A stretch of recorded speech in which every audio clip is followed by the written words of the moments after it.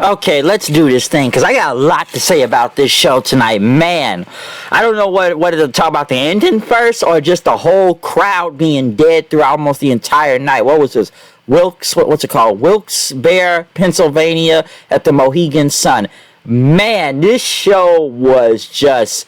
I feel like they tried to throw it all on the table at the end, and I just kind of sat there shaking my head. But let me get through a lot of this show, because, man, either a lot of people didn't get crowd reactions or just a lot of stuff was not good on here. Let's kick it off, okay? So a few days removed from Crown Jewel and everything, so we bring out the Usos first. Well, the Bloodline. Well, basically all these guys are the Usos, because both Usos and Solo Sikoa, you got to remember all three of them are brothers, as they came out there talking about... Roman Reigns still retained the title. Fans chanted Sammy, saying the bloodline in your city. I know Jey Uso was kind of holding his arm, given he's still a bit injured right now. But they talk about they retain the tag team titles, and they're going to be going against New Day this Friday on SmackDown, which once they beat them, they'll become the longest reigning tag team champions. The New Day came out and basically talk about, congrats on retaining the crown jewel. But Friday, we're taking our titles back, we're protecting our record, and it still will be intact. As the Uso says, you guys are a hell of a tag team, okay? You guys done a lot and stuff, in and outside WWE Woods, you got your YouTube channel, all that stuff, up, down, the merchandise, but y'all gonna be the second best tag team. But Woods said, we still hold that record and everything, and listen, him and Kofi, first generation wrestlers and stuff, and you guys have kind of had it handed to you all right? Because, you want to talk about pressure and everything. You've had your uncles, your with your dads, cousins, all them and stuff. But the Usos, you don't know what the pressure is, man. You ain't faced my dad, you ain't faced my uncle, you ain't faced any of them. All right? But he said, you want to talk to us about pressure, man? How about you start sitting in catering and wonder if you're going to be fired or starting a YouTube page that actually gets noticed that's outside of this company and stuff. And, talk about we were booed, we were preachers and all this stuff. We were all that. We had to do everything to get where we are, all right? We built the legacy on our backs, all right? We weren't just handed a legacy and basically said, we turned pressure into diamonds, all right? And Jimmy says, what about those diamonds that was on your head, King Woods and all this stuff. And, we never forfeit that match, from a few years ago against, Kofi and them. Y'all wouldn't have no Kofi Mania. You would never be the WWE champion stuff. And, have your kids out there, celebrating. But, Jade and them told say, go back to your kids and stay at home. But Kofi says, what kind of dad would he be if he would, lose somebody like you and stuff. We've done a lot with everything. And, maybe the last time, a New Day as a whole and everything, but we ain't going to be forfeiting this match, all right? Because they talk about the matches they have done. And this segment was actually really good. I wish the crowd would have cared. Like I said, this crowd was very dead tonight. But this segment was really good until Matt Riddle came out there and just ruined the whole thing. Because, hey, bro, you want to hit my bong? Bong. Guys, me and Elias are a tag team, bro. Uso told him to shut up. You guys want to hit my bong? Yeah, I hit the bong. They hit the bong.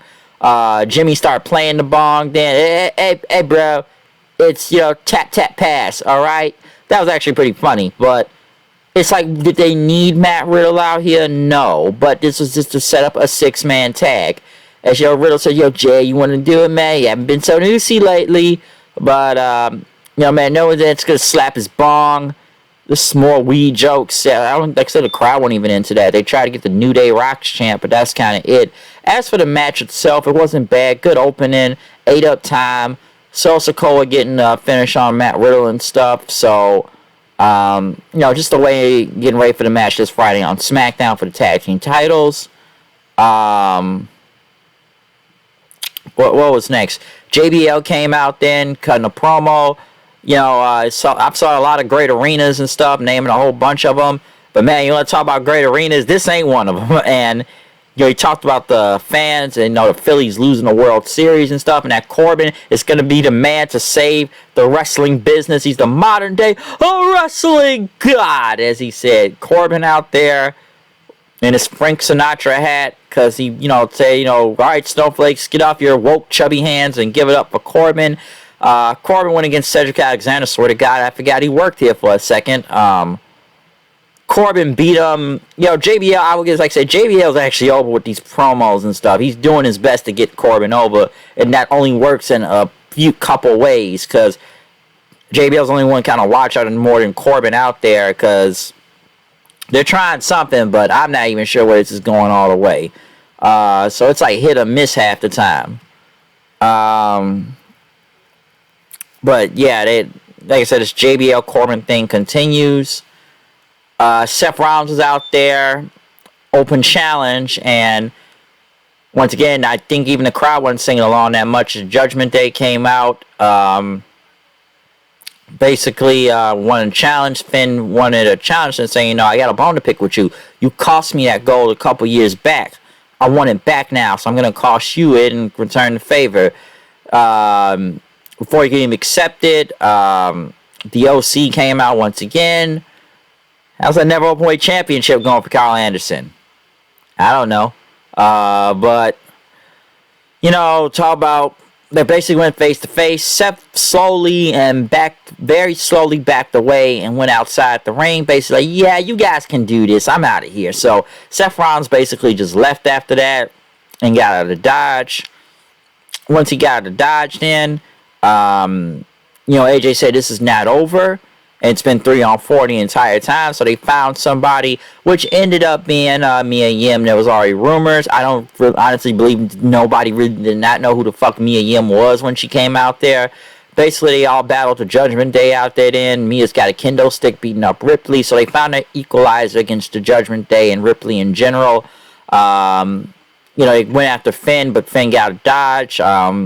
Styles, ended up hitting a Styles clash on the Dominic then. So, like I said, the OC and were Bullet Club, or what, Mia Yim's in Bullet Club. I would say I'm kind of almost surprised Mia Yim did not go to AEW, given, her husband is there, Keith Lee. But then again, if we had put Mia Yim over there in the women's division, she honestly could not save it, and it would not be good. Like, come on, look at the division as it is already over there. It's rough enough. So, best just to go back to WWE. But then again, it's not like nobody knew who the fuck she was out there tonight. So, will Mia Yim make a difference? I don't know.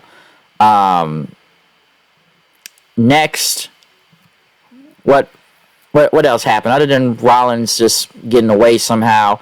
Maybe with Mia Yim being there, will Keith Lee show up there once his contract expires? I don't know. Elias went against Otis. Where was Matt Riddle? Why didn't he come out there, even though he mentioned him earlier in the night? Elias Chad got involved. Chad Gable and Otis hit his finisher and won. So yeah, where was Riddle? Was he, hey bro, hitting the bong? I couldn't help you out there, bro. Like, what's up with that? I don't know, bro. I don't know. Elias lost, so there you go. The Judgment Day, talking about they're going to get payback against the OC, and whatnot. So there you go. And as they left, I guess Ripley ended up running into Bianca. So we'll probably see a match from them maybe at the Royal Rumble, if that happens. So we'll see what happens from there. Bianca, Asuka, and Alexa Bliss came out talking about they're sick of, Damage Control and Nikki Cross costing them the titles and all that stuff. And they said they were going to get payback on them. Bianca and them wanted to fight. Damage Control, once again, just no reaction. A lot of people get no reactions, but then again, this is common for Damage Control not to get a reaction. Dakota Kai having a microphone out there, that was not good also. Basically talk about they've won the titles twice. It did not sound good. Next thing you know, we had a promo battle between Asuka and Io Shirai in Japanese. I do know what baka means, so that's only really one word I know in Japanese. But as they argued with each other, Io called her a bitch, and then, they fought. Bianca and them got the upper hand. It's no longer a fight, it's a war and all that stuff. And she said, I want a War Games match, which I know they don't have William Regal here, and it's kind of hard for anybody else to do it, and Bianca tried, but I had to say, got to put a little bit more oomph into it, but it's not good, it's like they really got any Regal to say that, but Regal doesn't work there anymore. Nikki Cross ended up attacking from behind, so she'll be part of the War Games, which I guess is 5-on-5 now. We went from 3 to 4 to 5, so we'll see what happens. Austin Theory went against Shelton Benjamin. You'll see Shelton Benjamin back on TV in general, but it's okay. Austin Theory ended up getting the win then, so there you go. Miz came out. Just no reaction. Talk about the stuff with Gargano is false. And, his dad even thinks he has something to do with it. And Miz talked about he spoke to his lawyer about a defamation case. Johnny Gargano comes out. No freaking reaction. He said he's a smart man, his dad. Gargano basically said he's here to blow the whistle himself. And they showed Miz talking to somebody. Maybe it was Indy Hartwell, sounded like. But talked about the whole Dexter thing and the money that sold. And how they orchestrate the whole thing, Miz has talked about.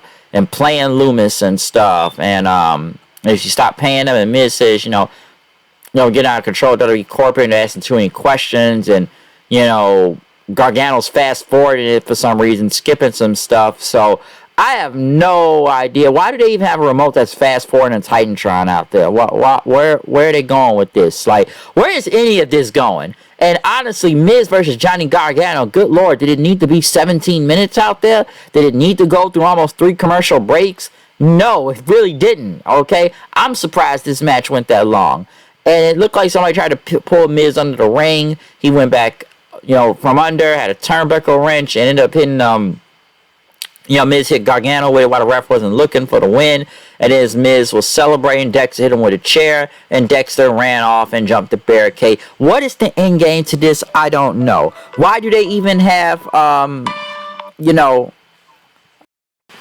I was saying, why is this feud still going? I really don't want to see it anymore at this point. It's just dead. I don't know. Even Gargano added to it. I don't know. Dana Brooke went against Nikki Cross for the 24/7 title. I'm going to be honest, I didn't even know the 24/7 title was still around, but I think it's only been on,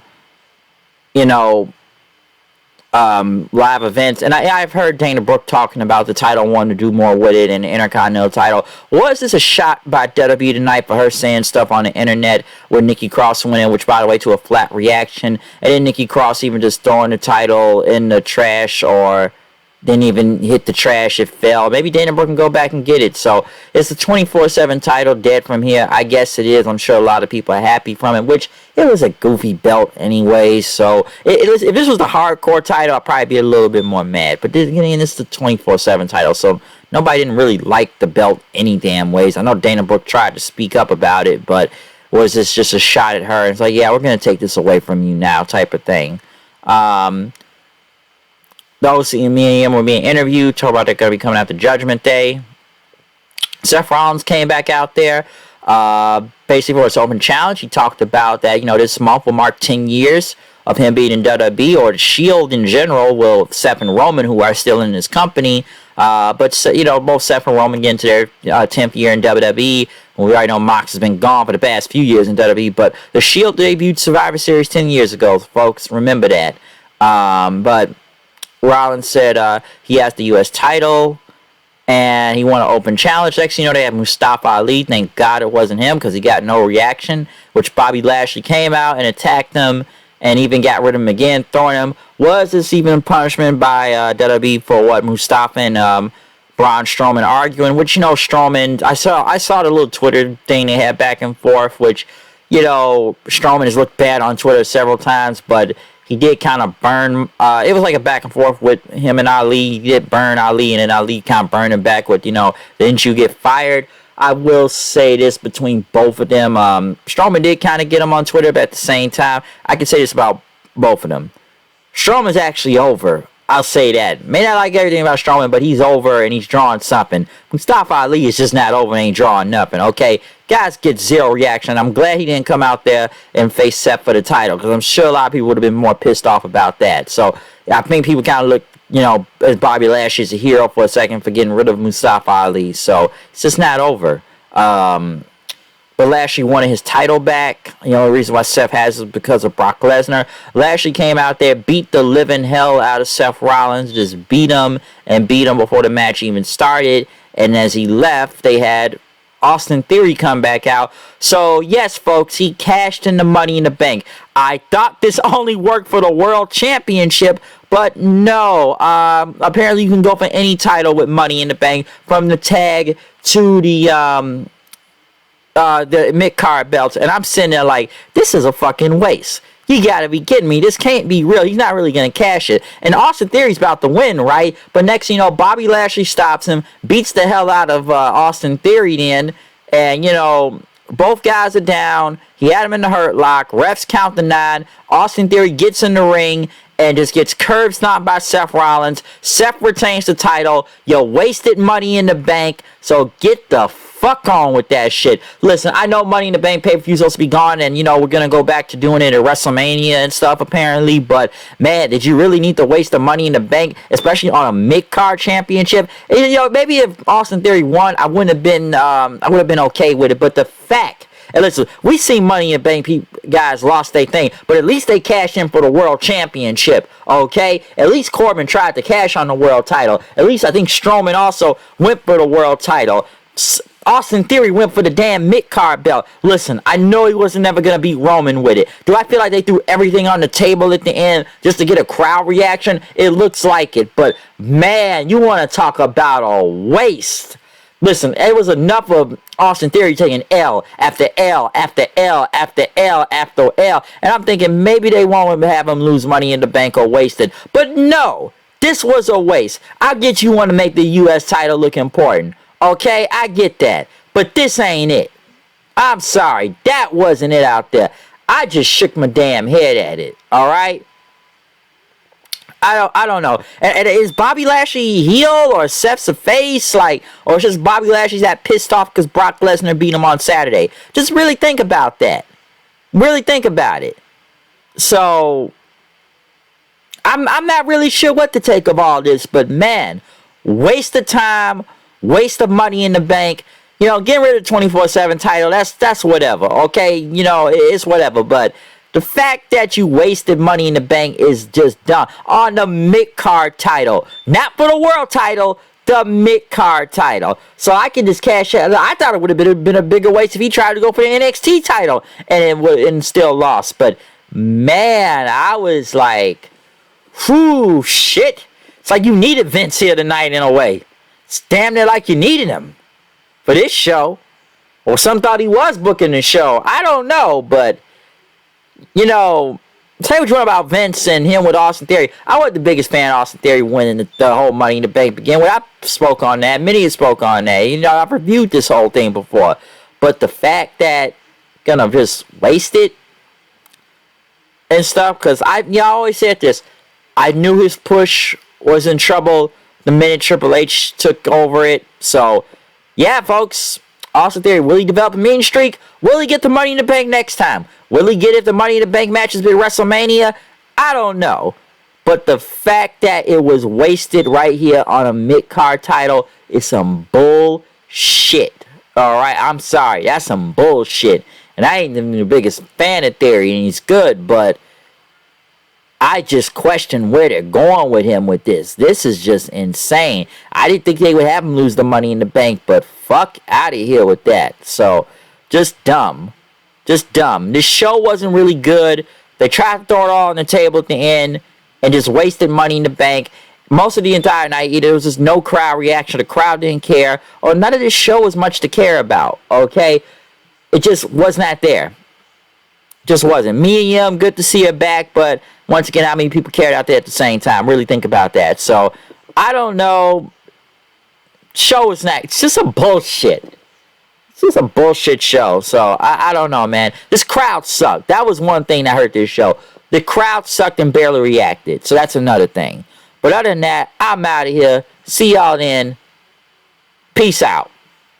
Whew, this was a rough one tonight. Good God. Show was bad.